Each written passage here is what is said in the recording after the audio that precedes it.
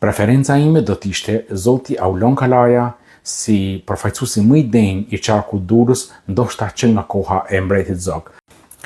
Miq, ju përshëndes kudo ku jeni.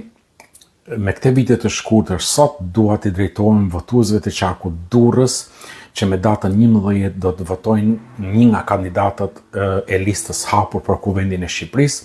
Siç dihet, kuvendi ka vetëm 140 ulëse dhe mundësia jonë atë ditë është të zgjedhim vetëm 1/3 prej tyre. Nga kjo listë, ne duhet të zgjedhim absolutisht kandidatët më të mirë që t'jenë përfaqësuesit tanë më të denj në Kuvendin e Shqipërisë. Unë, si që dini nga lista e Durrësit, kam veçuar Zotin Aulon Kalaja, që do doja që secili prej jush, pavarësisht bindjeve politike, lidhjeve farefisnore apo lokalizmave, ta votonit, për arsye sepse ai është një nga kandidatët më të përgatitur që ka dëshmuar në sferën publike që është mbrojtës i interesit kombëtar, është një nga personat që ka qirrur maskën e agjendës së shpopullimit si një nga dramat më të mëdha të shqiptarëve në këta 10 vitet e fundit, dhe ky zë do doja që të ishte edhe në Kuvendin e Shqipërisë.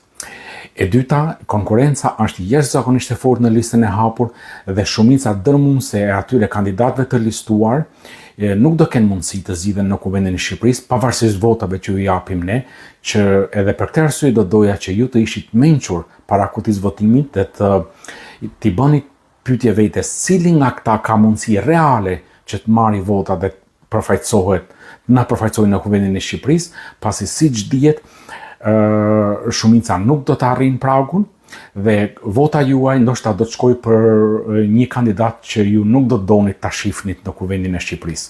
Prandaj ju lutem tregonit mençur dhe me datën 11 maj, pavarësisht bindjeve politike, pavarësisht preferencave dhe lidhjeve të ndryshme me kandidatë të caktuar, votoni kandidatët më të mirë.